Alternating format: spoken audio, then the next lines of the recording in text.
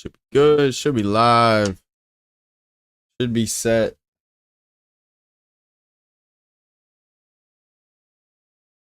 Doing my headphones, so in case there's any audio that just starts popping up out of nowhere randomly.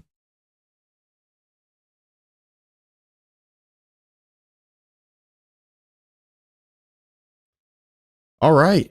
Well, let's hop right into it. I don't want to necessarily be here all day. It's not like we have some crazy audience to talk to everyone about all of my kind of questions, my topics, things that I was thinking about during each fight, and kind of break down basically the whole card. I watched basically the whole card. I did not catch about 2 or 3 fights. I think the Kennedy fight I did not catch, which was the first fight on the prelims, and then the Brian Battle fight I did not catch either because I was busy. So, just to clarify, those are the 2 fights that I did not catch. Kennedy's win to open up the prelims and Brian Battle's win to open up the early prelims. And the rest of the card, I would say, very good. I mean, we did have some legends. There were some question marks as to some of the decisions that were made by some of these fighters, and we'll get into that here in just a minute. Personally, overall, it was very exciting. There were a good amount of finishes. The ones that did go to a decision, like Joshua Van, or who else went to a decision? Mavsar and Aljo. Those weren't that bad. I believe the Brian Battle fight that I missed, a lot of people were very upset with. So maybe it's a good thing I missed it. A split decision. Some people said that the decision it should have gone the other way for Randy Brown. And then same for another decision on the main card, Cyril Gane and Alexander Volkov. Personally, I do believe that Volkov won that fight. I didn't see the Randy Brown fight, so I couldn't tell you necessarily whether he got screwed or not. So I'm not going to start making comments about something I didn't watch personally. When it comes to the prelims, though, let's start this off. So Chase Hooper versus Clay Guida. I didn't see the Kennedy fight. He knocked him out in the first round, and he's 2-0 in the heavyweight. Or ever since he went back to heavyweight, he's been 2-0. And Kennedy cut from 240 back all the way down to 205 to try to make light heavyweight, which is absolutely absurd. He was even mentioning how during his fight cuts, whether he even had a nutritionist or not, the cut alone was kind of hurting his body to the point where he was just vomiting, even whether he had a nutritionist or not and cutting weight the right way. It just was not a good cut for him. He was basically killing himself in the long run instead of just moving up to heavyweight like he is now, where he's now 2-0 since. And hopefully he can make a resurgence of his career ever since he's come from the Dana White's Contender Series. I believe he has the most fights out of Dana White's Contender Series because he was like on one of the first seasons. I could be wrong. Again, I didn't watch the fight, but we'll move on to Chase Hooper versus Clay Guida. Clay Guida did lose via armbar submission to Chase Hooper in the first round. Now, I don't remember exactly what promotion that they were on, but it was some sort of charity event. Chase Hooper had already submitted Clay Guida a couple of years prior at some sort of not submission underground submission grappling or whatever. I don't know if that's the promotion with Chael Sonnen or not, or whether that's completely wrong.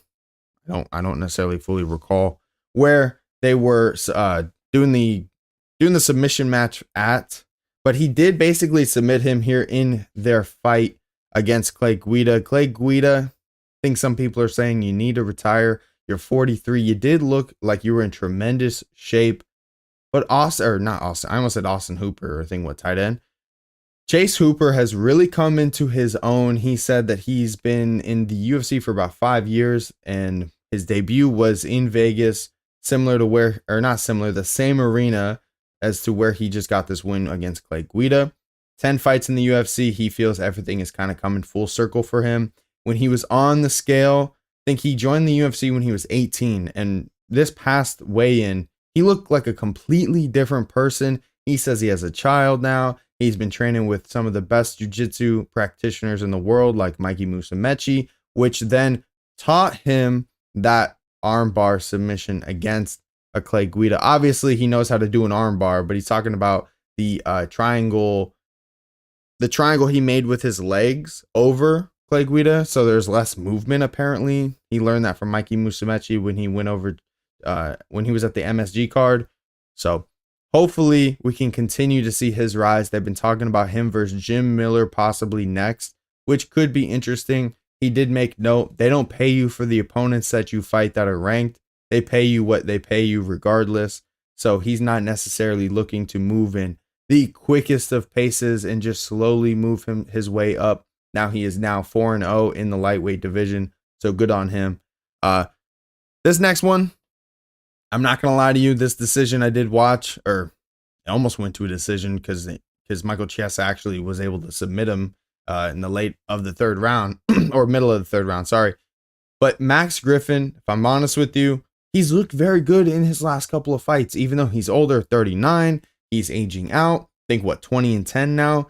He did not remotely look like himself against Michael Chiesa. I will be honest with you. Every single fight I've seen him in the past, he didn't even look like remotely close to the Max Griffin that we knew, that we're used to getting. And that's not necessarily a slight to Michael Chiesa. I'm sorry if it is, if you feel that way. You yourself know that you're a specialist. The people around you on the analyst team know that. Everyone knows when they watch you fight, your main objective is to get close, try to submit them. You've worked on your striking. You've grown at it. Don't get me wrong. You're not great. You're okay. You use it in a means to get to your opponent, which I think is the wrong way to go about it, but you got the job done. The job was finished for you, Michael Chiesa, and good on you getting another win in the win column. Tony Ferguson, Max Griffin. Now we can maybe slightly go up in the rankings. I'm not necessarily thinking that he's going to make a push of 170. He would have done that in his prime. I do think he does want to go out on a higher end than when he is remembered for against like Kevin Lee, etc. and kind of getting Darst himself. I'm not the biggest Michael Chiesa fan. I just think it was we got the wrong Max Griffin that night than a great Michael Chiesa. And congrats to you. Happy birthday. I think you're 38 now or 37. I can't recall what they said on the broadcast. But good win for Michael Chiesa over a veteran opponent in Max Griffin. I just don't think we got the same Max Griffin that we're used to getting. The next fight, I did mention this. This was probably my favorite decision other than Shavkat and Ian, which we will get to in a minute, which was a fucking fantastic fight. If you didn't watch that, you don't even understand. You don't appreciate what happened that night. We've seen two superstars, even though we knew that there were stars. They literally had a special moment, where we saw Ian's stardom rise and Shavkat's rise, regardless of the results, which is very rare to see. We're going to talk about that in the main card later on, so no rush to that. I do want to give Joshua Vance his flowers, and I do want to give him his time here against Cody Durden, getting into the top 15 and flyweight. Flyweight has been very interesting. Now, John Anik made note that he could be pound for pound one of the most athletic fighters at flyweight, which I thought was very interesting, especially him not being ranked yet. He was a Fury FC champ. He's from Miramar or something like that. Miranin, or I don't know. I'm sure I mispronounced it, so my apologies. But I looked it up. It's like in Southeast Asia. Very interesting. That's where the comment came from with him and his flag, that apparently the UFC has to pass the flag through some sort of like third party, and then they're supposed to claim or get confirmation on whether it's a country or not, so then he can wear that flag. Very, very interesting how that process goes.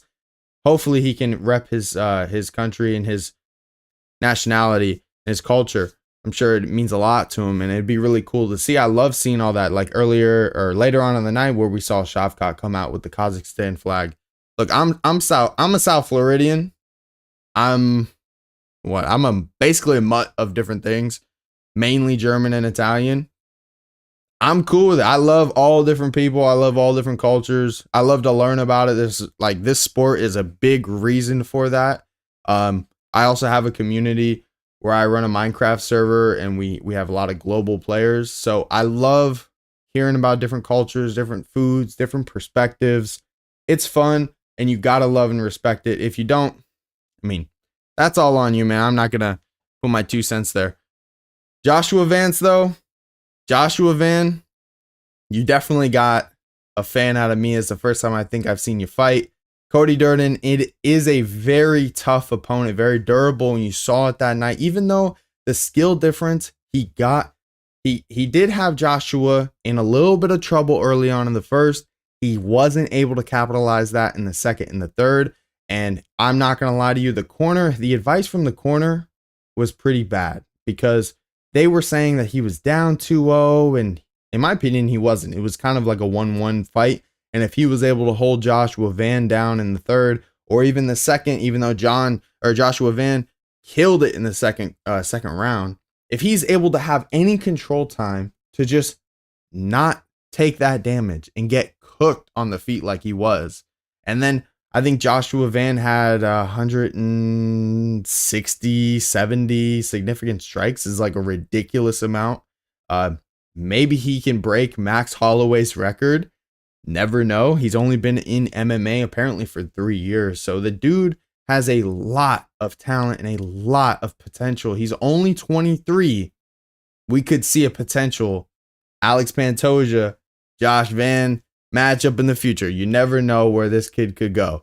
That's what I love watching the prelims for. It's what I love watching the Dana White's Contender Series for. I love seeing these guys come up from all over the place. Now, the main event of the prelims, Eric Anders, Chris Weidman. This is where it gets a little odd. To me, Chris Weidman, dude, you had him in the first round. If you're not just staying on top of him to try to have control time, and you start with the ground and pound, some elbows. I think it was DC that had a great comment on the broadcast. If you followed exactly what John Jones did in the first round, right? In terms of when you're in that position and you just rain down elbows on your opponent. Stipe came out of the second round not even remotely as the same guy. Why didn't you try to attempt to do that? Why didn't you attempt any ground and pound when you had the top position? To me, it doesn't make much sense because the flip side of it was the next round, you jump for this guillotine and he just ground and pounds you until the last 10 seconds and then the fight's over. I never understood it. I'm not necessarily rushing for you to go retire. I do think you should retire because it's not necessarily worth putting your body, your health, and all of this on the line every week or every X amount of months. I feel like it was a fight you could have won. Just more like an IQ. I don't know. I don't want to say you're a low IQ fighter, but it just doesn't make sense to me. Like, why would you put yourself in this position, not do anything with it, and then put yourself in a position for him to do exactly what you could have done in the last round? It just blows my fucking mind. Again, did not see Brian Battle to start open the prelims. The prelims card. Sorry, I almost said early prelims.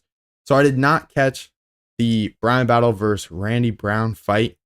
So I'm not necessarily going to comment on it. I know a lot of people did not agree with the split decision of 29-28 for Brian Battle. Is what it is. I think a lot of people are upset with the judging, especially in Nevada, man. If you're going to be called the state or the global fight capital of the world, you have to have a good commission. Like, oh my goodness, please fix that problem. Adelaide Bird, why are you still here? Okay, I remember your name from the Triple G Canelo fight, dude. Like, get the fuck out of here. Why are we still dealing with you, Nevada? Like, to me, even though I understand it, because as UFC, like if you are the brass and you have your own commission and you're dealing with the government and all this stuff, a lot of it could be put back on you, whether the refs, the injuries, etc. So I understand why they have a third-party commission. They're fucking us up, man. They're fucking us up with these decisions. Whether it's Randy Brown, whether it's Alexander Volkov, shit. Could go back plethora of fights through history, you fucked over a lot of people. Is what it is. There's really not much I could do about it. But as a fan, I see both sides of it, where the UFC should step in, should have their own control over it, but the blowback and the backfire from that, it's almost like if they ran their own drug testing, even though I understand they don't really. Some people think the USADA shit's gone and the free drug sport's kind of bullshit, even though it's not bullshit in my opinion. I think it's actually pretty solid. But it would be the same thing. If they ran their drug testing, obviously they'd have a lot of blowback from that. Same with the commissions, a lot of blowback from that. Maybe if a ref ended a fight too early, they could be like, oh, they're trying to push this guy. So there's a lot of reason to do it, but there's a lot of reason to not do it if you're the UFC. And it fucks over guys like a Brian Battle, Alexander Volkov, or not Brian Battle, Randy Brown, sorry. But I'm not going to talk about the fight because I actually missed that one. But moving on to Movsar and Aljo, to me, it was close. I'm not happy that the last round, Aljamain Sterling just decided to have control time holding someone on the cage. To me, that's kind of stupid. If this is the UFC fighting championship, why are we worried about control time with no damage? That to me, control time, no damage, no submission attempt. It means that much. It means absolutely fucking zero to me. If you have control time with no damage, no attempt to advance, no attempt of submission, it means you are stalling. That's my opinion. Obviously, I don't fight. Obviously, I'm not Aljamain Sterling. I'm not in there with Movsar. Okay? But bro, if you're trying to make a splash at 145 against an undefeated fighter, and it's kind of 1-1 with y'all, like, I'm not going to lie, even though it went to a decision and it's Movsar and Aljo, the wrestler versus wrestler stand-up battle, and then a bunch of scrambles, it was fun to watch until the last round where Aljamain Sterling just started to stall, started to hold him. I do agree with the 29-28 for Movsar because, bro, we don't need Aljamain Sterling to be moving up in the division if this is what he's going to be doing against an undefeated prospect in a Movsar. Well, what if we get, right, let's just say Aljamain Sterling won. What if we had gotten Aljo versus Max, Aljo versus Ilya, Aljo versus Alex, any top? It's just kind of like, bro, I like you, Aljamain, but you are in the same position. We need some growth on the feet. I know you're the human backpack and all, and that's fun to watch to a certain point. But when you get a match like this and someone who's not going to allow you to do that so easy, you need to evolve past that. That's just how I see it. I do think that it was a good decision for Movsar. Got to give the refs or the judges for that one because I just shit on them in the last one. Vicente Luque did not let it go to the judges against Themba Gorimbo. Damn, I almost messed up that name. Themba Gorimbo. Him and Vicente Luque, after he lost Gorimbo, a lot of people were talking shit. Now me, I do my best, okay? I do my best to watch as much as I can and try to like pay attention to as many interviews and all these little tidbits and all the drama. There's so many fighters. There's so much shit going on every week. You never really know. But apparently there's a story between him and Colby Covington, and Colby used to give him food every week, just like I guess Jorge did for Colby. And now the chain goes down to him and Themba, and like Themba started shitting on him, and Themba started getting like really confident and cocky. Apparently, this is what the rumor, the fodder is online from what I read. How true it is, I don't know. Obviously, I don't know the man in real life. But what's interesting is the turn of events. Everyone saw him get dropped and choked out, and everyone not everyone, I should say, take that back. A good amount of people that I saw online were rooting for it. And I'm not necessarily against him or for Vicente Luque. I just thought it was very interesting that out of nowhere, this dude who's a technical fan favorite, I mean, maybe not fan favorite because The Rock gave in that. The Rock doesn't necessarily count as all the fans. So just because The Rock gave you a fucking a house and you got a good story, doesn't mean all the fans are behind you, I guess. That one was just interesting. I didn't expect the turn of events. The fans to turn on Themba like that. But maybe this is best for him. Maybe it's best. Now you had this test. I thought it was going to be the biggest test of his career, and obviously it was. Vicente Luque, is he done? I think a lot of people say he's washed.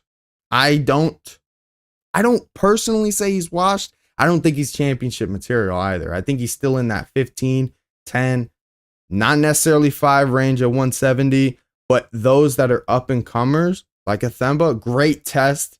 Vicente Luque definitely showed how old is he now? He's older, but how old? 33. Bro, I thought this dude was 36. Bro, he's 33. Okay. That's not even that bad. He just turned 33 in November, too. That's not even that bad. How old is Themba? Bro, Themba's the same age. I did not know that. I thought Vicente was older. What's up, Brody? How you doing? I really thought Vicente Luque was older. Moving on. Great win for Vicente. I'm curious to see where he's going to land next for his matchup. Because the top 10, top 15, it's still stacked. 170, 155. Two of the most stacked divisions of all time. Great competition. I was very much hoping to see Nick Diaz back. Is what it is. We don't get him back in this card. Hopefully, he can return in the future. Even though the last 2 fights he was scheduled for, he did not make. But the main event for the prelims I thought was interesting. You like when I just talk? That's what I do here on the sports channel. So, appreciate you, man. I just covering post 310 and the different matchups that come here in the MMA community and different topics that I've written down with my notes. Just try to be on point, you know what I mean? Anyways, the main event of the prelims I thought was very interesting. Just trying to be prepared, Brody. The main event, though, a lot was going on. Anthony Lionheart Smith, you lost one of your friends, one of your training partners, someone he was very close to last 2 weeks. I think it was 2 weeks ago. He lost someone. So obviously a lot of turmoil, a lot of emotion, a lot of things he's going through in his day-to-day, yet alone worrying about a fist fight in the UFC. There's a lot. I think he was crying. I think there was a lot of emotion going into, and obviously he was crying post-fight after he lost. In the first round, he was literally walking towards Anthony Reyes, and Reyes had said this in his post-fight, or in his interview in the post-fight. He was literally like, punch me, hit me. I want to feel something. That's what Anthony was saying while he was walking towards Reyes. Obviously going through a lot into this fight. Losing someone you're very close to is not easy to deal with and go in against one of the top 205ers in the world and go and have a fist fight.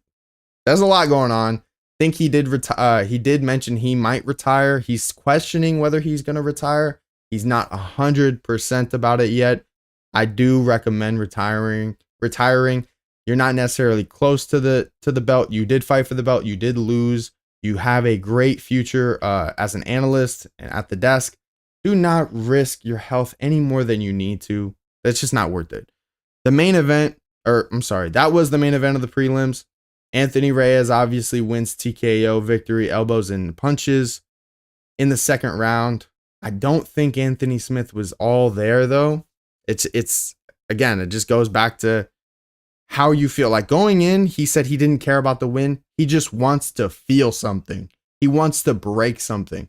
When you're thinking like that, I automatically was like, this dude's going to lose. I hate to say it, but if you have that mindset, you're not going to do well. It's just facts, man. You're getting emotional in there. You can't. You got to be very strategic and locked in. To open up the main card, Do Ho Choi, Nate the Train Landwehr. I love that, man.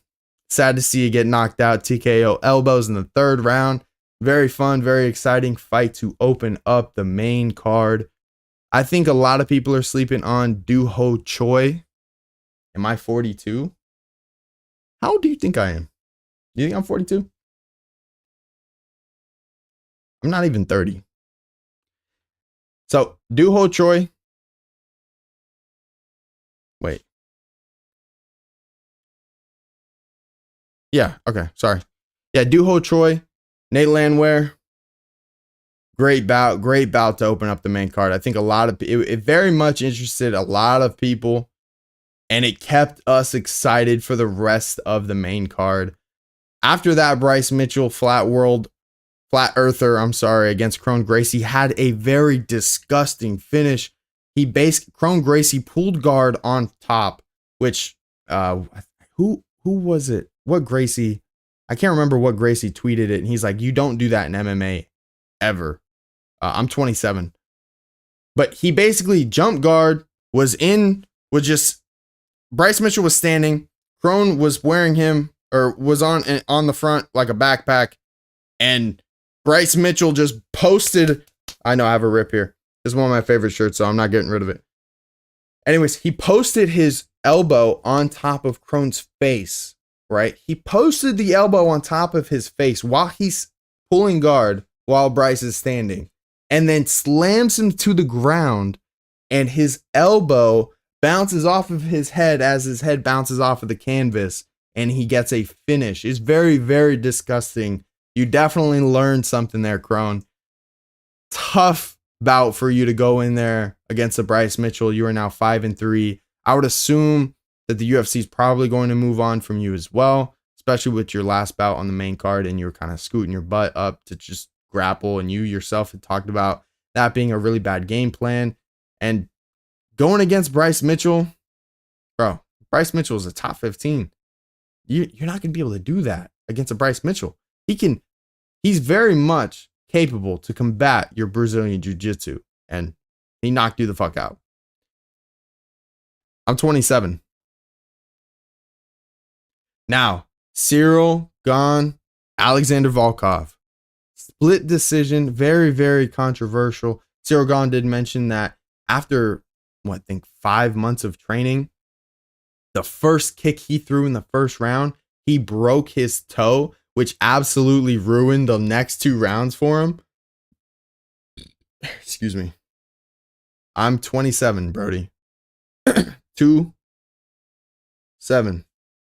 I almost couldn't count. And when you break your toe, obviously, it's very difficult to continue. And it wasn't as broken as like John Jones versus Chael Sonnen when he found out post-fight after he won. And it was fucking like across his other toes like that. Very disgusting. It wasn't to that extent, but it was able to hinder him from being able to continue the next 2 rounds and like really be effective the way he wanted to with his kicks. And with Alexander Volkov, I can't lie, he looked actually very, very good in this fight, especially since he was talking about some of his training being against bigger guys, being able to grapple them, being able to have bigger training partners in the heavyweight division of the UFC. That I feel like is a must. If you didn't have that, there was like a disservice to yourself, and I guess that kind of worked out for him because the grappling exchanges. I do actually want to bring this up. I almost forgot. Ciryl Gane in those grappling exchanges looked tremendous. When he was actually able to get up from off of his back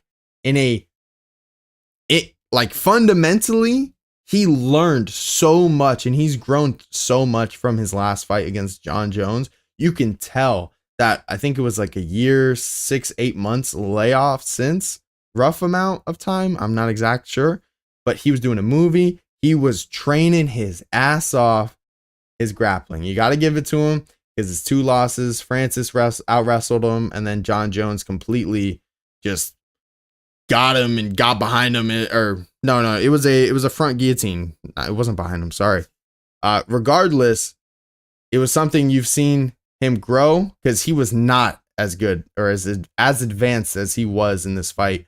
But ultimately, Alexander Volkov, to me, got the win. I think Dana White went up to him after the fight and even told him, hey, I think you got screwed by the judges, and they're going to kind of figure something out. And then the commission, the Nevada State Athletic Commission, came up to Dana and was kind of trying to have some sort of communication with why Adelaide Bird had thought maybe the second round or etc. could have gone to Cyril. He just wasn't hearing it and having it. And I do agree with him. It should have gone 29-28 to Alexander Volkov, the co-main event. This is all what we wanted. I think people wanted the co-main event. Shavkat Rakhmonov versus Ian Machado Gary was the people's main event. And don't get me wrong, Alexander Pantoja and Kai Asakura, amazing main event, which we will talk about in just a minute. But the future that the 170 with the beard you look 42. I love it. Got to keep them guessing, right? So with the co-main event and the future for these two, the reason why it was so big was they were both undefeated up-and-comers, two challengers, two possible future champions. I believe that they both will be a champion at one point. Shavkat gets his shot first at Bilal before Ian does, but that's not to say Ian won't actually get another shot if Shavkat becomes the champ. We'll see ultimately how things play out. But this was an early test for both of them. Apparently, Shavkat had made Ian tap out in training. And in training, Ian had admit, it's training. You're learning. You're getting better. That was also 2 years ago. So why would he be the same person? If you're holding on to what happened in practice, then you can keep that, because we're going to be fighting under the lights Saturday night. And we all just saw what happened. No, I have no idea how old I am, Brody. And Ian Machado Gary, arguably, if this fight went on another couple of rounds, who knows? Who knows how close Ian Machado Gary would have been able to have gotten a finish, because it seemed like Shavkat, well, not seemed. This was the first time that he's been able to go all 5 rounds. And this is the first time any opponent of his has made him not look like the boogeyman. He actually looked human in this bout. Ian Machado Gary at one point had him beat up on the feet and almost in a position to tap him out. How insane is that? I don't think anyone gave him the flowers or even the possibility of going in there to do what he did on Saturday. Personally, if you watched it live with me with the live reaction, I talked about it the whole time, walking out, coming out. It felt like it was his time. It just felt right. The same time when Sean Strickland beat Israel Adesanya, it felt right. It just felt like this was his coming out party. And we did see, even though he lost, he did not lose. He became, like, sometimes after a fight, when you do lose, you don't. Sometimes the fans and the people that watch appreciate and respect you a lot more than a loss. Okay. After this, Brody, I do plan on streaming on the Minecraft channel and working on season 3.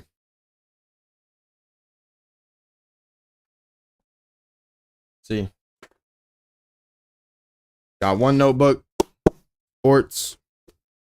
Actually, just had to get new ones. Give you a little insight real quick. This is the Minecraft one. This was these are pages from another book that I had to pull out. Yeah. So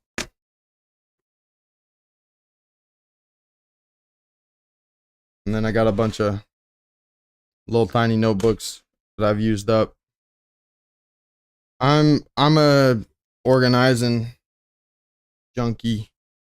When I try to get things right. I'm the type of person that needs it in front of me. Learned, I did all the whatever, and let me just do it. So I kind of need that. That's why I do that for myself. The future though, the future at 170. Who is going to be facing Ian Machado Gary next? Colby Covington, Joaquin Buckley, Carlos Prates is actually in the shoot to box camp over there in Brazil, who trains with him and Charles Oliveira, and he's an up and coming 170er. I think he's been undefeated since he's joined the UFC. I could be wrong on that one, but Carlos Prates, dude, very exciting. He actually, I think, was given the opportunity to face Shavkat, but actually had to deny it because of the weight cut or something like that. I heard some sort of report about it. Very intriguing matchup for him and Ian Machado Gary maybe in the future when we get a crazy fucking stand-up bout. But the top of 170, champion of Bilal Muhammad coming off an injury. Now Shavkat gets his chance. Then what? Leon Edwards, Kamaru Usman, Gary, Colby. I mean, who else is at the top? I mean, Shavkat. Like, we need some movement. We need some movement. We need Usman. We need Leon. We need some people to face each other. Maybe we can get a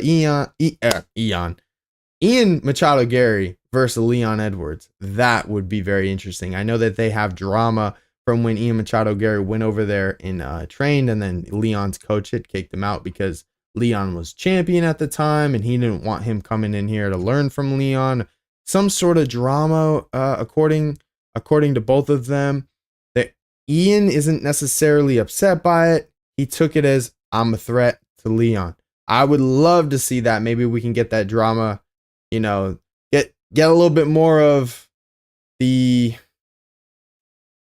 insight as to what happened in their training to find out what the true reality of all of this is, because someone's got to be lying in this story.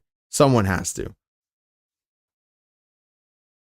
Don't worry about Discord for a bit. I love it. Anyways. Main event, Alexander Pantoja versus Kai Asakura. I don't know if many people gave Kai Asakura a lot of, or believed in him at all to pull this off. I thought it was definitely a possibility, and I'm very happy to see that one of the things that I thought that could have given Alexander Pantoja some trouble, he actually went and attempted a flying knee. He threw the knee about 3 fucking times. Landed every single time. He was very fast and quick on the feet. Being from 135, being able to cut down to 125 like that, being a bigger guy in the smaller division does give you those advantages. Now, it could also give him a disadvantage not being able to be the same guy he was at 135. But to him, he felt good. He didn't feel like the weight cut was that much of a problem because over in Ryzen, over in Japan, they kind of fight a little bit above what the weight class would be for the UFC.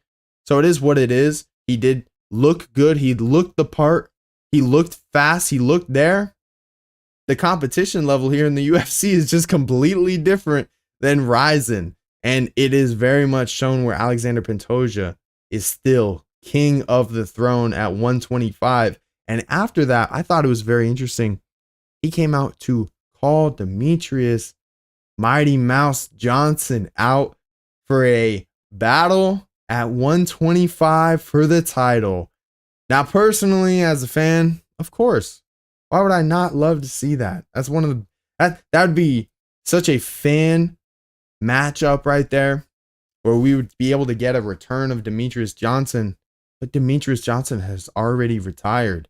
He's already come out and stated, buddy, my last fight before I retired, I got offered $2 million and I turned it down.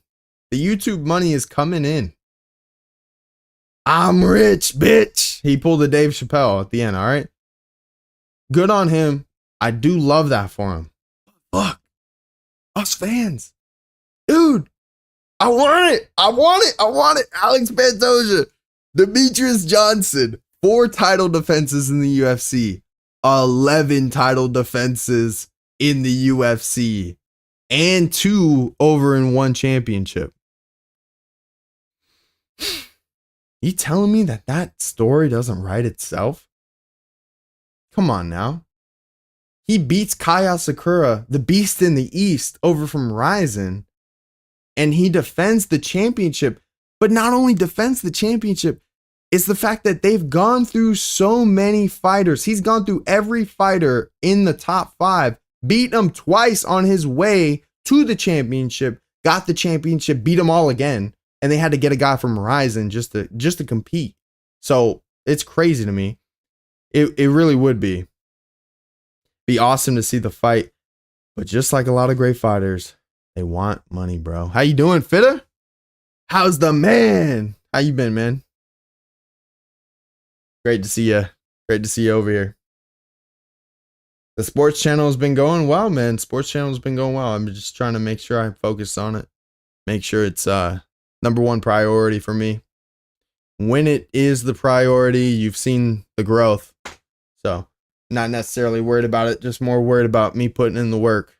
So that's what we're doing. Alex Pantoja, Demetrius Johnson.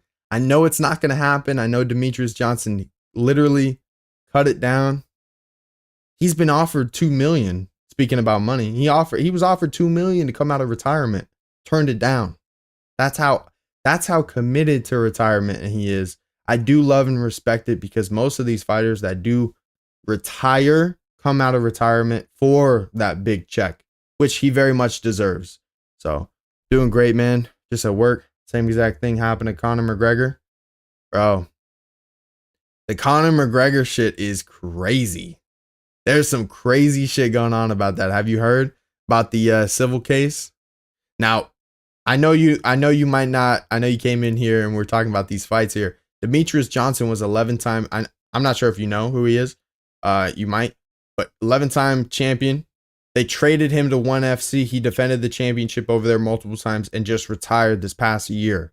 So the UFC champion now, who's defended the championship 4 times, he called out Demetrius Johnson, who has just retired from another organization, which is the whole storyline here. Because I would love to see that. I would love to see it. Demetrius Johnson is, to me, an upstanding guy. Very, very good. Very, like, man to man. As a person, I actually love and respect and look up to him. Very, very solid guy. From what we've seen in the media as a fighter and just interviews, etc. Very solid dude. Someone I would definitely look up to. Well deserving. Now, the performance of the night, Alexander Pantoja got one. Vicente Luque got one. Chase Hooper and Kennedy got one to open up the whole early prelim card. Now that we've gotten through some of UFC 310, I'm very interested to see some of these future matchups for these winners, like a Shavkat. How does him and Bilal go? Is he able to be fully healthy going into this fight when he does get his chance at the 170 belt? And does Bilal basically shut him down? Can he do what Ian Gary almost was able to against Shavkat? I don't know. I really don't. It's a good question. I'm interested to see if the Nomad can get it done. Can the Kazakh Warrior become a champion? Not sure. But he's definitely got a shot. Ian Machado Gary did show he is human, which we do have to keep in mind.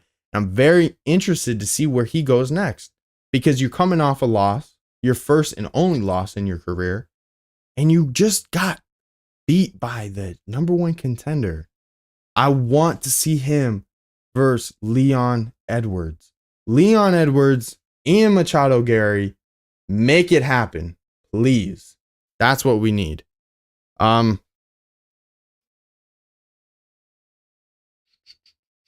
What else? Okay. Not the last thing I want to talk about. One of last couple of things here I do want to talk about. We will get to the end of the year MMA awards shortly. But this card, I think people are sleeping on. Zhang Wei Li and Tatiana Suarez got announced to be the co-main event in Australia, UFC 312. And guess who's the main event? I've been talking about it for a while. My man, Sean Strickland. Some people think I'm him. Some people think I'm Hamzat Chimaev. I've been told all of them in the fucking book, whoever's bald. But he finally gets his chance to rematch Dricus du Plessis as their second bout. It's going to be amazing. I don't think he even lost the first one, in my personal opinion. I know it's been a hot take and a hot button for a lot of people to drop comments. This dude's high in every single take he has. And maybe I am. Who knows? But I'd be curious to see which ones you do agree with, buddy. Is what it is. He finally gets his shot. This is the greatest. If you are the UFC, your job is to create storylines that get the fans interested, whether they love them or they hate them. The storyline is the storyline. They made you feel something, right? you're going to tune in to Dricus du Plessis for Sean Strickland too. Because Sean Strickland beat him the first time. That's why it's compelling. Now, whoever wins this versus Khamzat Chimaev is compelling. It's always going to be there. Khamzat did not need to cut the line like many people think. It's not about cutting the line. It's about getting the longevity out of the story. Now, Dricus du Plessis as champion. Now, actually, let me back this up. I think it was not Mark Coleman. Damn, who's on Jackson podcast? Frank Mir. It's Frank Mir. Frank Mir made a great comment. The UFC does what's best for the UFC. They're not going to put in two fighters where it's going to be, I need this guy to win or we're fucked. No. Why would the UFC rush into needing a champion when these storylines are playing out right in front of their fucking eyes? Khamzat Chimaev is going to be there regardless. Let the storyline play out like John Jones, Stipe Miocic. It took a year because of the pectoral tear, and that's fine. We got it out of the way. Now we can all focus on John versus Tom or John versus Alex or Alex and Tom. And the reason I bring that up consistently is because it's a good example and a good, yes, not soundboard, but sort of like a big picture. You can see it because it's happened. You can understand it. It's easier to understand that way from my point of view, right? The way I describe it. Now with Sean Strickland, this is the outside, view of it, in my opinion. You have the upset of the year, beaten in Israel Adesanya, which he did win. And then you have a Dricus du Plessis in Israel Adesanya drama, which then gets settled after he beats Sean Strickland, air quotes, because I don't think he did. And then he goes and defends it against Israel. Perfect storyline. Now let's circle it back up and wrap it all up with a rematch against a Sean Strickland who shouldn't be left in the win and have the Israel Adesanya match just gone, act like everyone forgot it. And in my opinion, I'm still going to stand on this. He beat Dricus in their first fight. Dana White agrees. Is what it is. So finishing up the storyline, getting that out of the way to then bring in a Khamzat Chimaev. How is that not a better setup for the UFC? Frank Mir said it best. UFC's not going to put in someone that they need to win. They're going to put in two fighters that whoever wins, it's going to be a great storyline. So if Khamzat wins, I'm stupid. If Sean Strickland wins, then you get the Khamzat Sean Strickland storyline. Or you maybe get a trilogy. Who knows? Or Dricus wins. We wrap all this bullshit up. He gets to right the wrong in which a lot of fans might have seen. Maybe goes out there and taps Sean Strickland. And guess what? I got none to say because the first fight went to the judges and Sean won, in my opinion. But if he goes out there and makes it decisive, then there is no room to talk. The story ends right there. And you can move on to a Khamzat Chimaev, which is just as good. So let it play out. The fans get so jumpy and so quick to, no, he doesn't deserve, he sat out, he did. Let it happen. They're letting it happen. It's been signed a couple of months ago. They're just trying to get the right spot. In Australia, is what it is. Can lightning strike twice down under for Sean Strickland? We're going to find out. We are. I personally think he's going to win. I don't think a lot of people have that. And I think Tatiana is actually going to be a champ. Tatiana Suarez is very good. Zhang Weili should not be slept on. But I don't think that she knows what she's going against with Tatiana. Tatiana is another level. She's like the next generation of women's fighters, in my opinion. Sean's a beast. Bro, that's why he deserves a shot. A lot of people hate him. You have no... Bro, Fitta, so many people hate him. He's so boring. All he throws is cheap kicks. That's all he does. And he just... Like, bro, watch the fight. Watch it, dude. Watch it. You can't be boring with Sean Strickland's style if you enjoy fighting, in my opinion. Because that's what he does. He can even wrestle, but he doesn't even try to. I know he fucked up his knee, but dude, stand up is very fucking good. And I love Eric Nixick. I do. I love him as a coach. Exactly. He's not out here doing some sort of fucking backflip or roundhouse kick. He's just out there banging, bro. The Philly shell, right? Isn't that how you do it?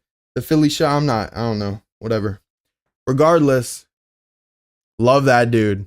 I get told I'm Sean Strickland all the fucking time, to be honest with you.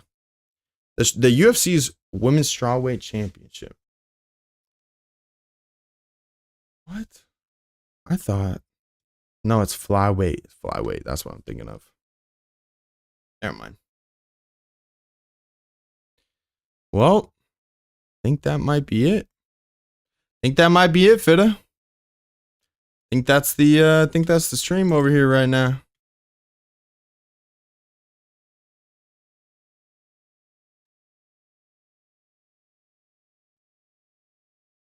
Actually, I got one last thing I want to talk about. Forgot. I almost missed out on my my end of the year awards. Maybe I should hold that off for like Wednesday or Thursday, just in case. Maybe I'll hold that off because maybe I have a good amount of like picks. I don't know. I almost want to review it. I'm probably gonna hold that one. All right, Fitta. Have a great day at work, man. Appreciate you. Thank you very much for the support over here on the sports channel. Just gonna keep going live, talking for X amount of time, clipping it up, making videos out of it. They've been doing well. Already got a couple thousand hours of watch time over here, man. I love you too, man. Thank you. Thank you, Fitta. Thank you, Brody. Appreciate everyone's support over here. And I'll see y'all over on the Minecraft channel pretty shortly. Appreciate you, man. I'm getting in the gym too. I've been in the gym last week or two, getting big again. Stay safe. Sending love and support. Appreciate you, man. Hope you have a great day at work. I'll talk to everyone very soon. Have a good one.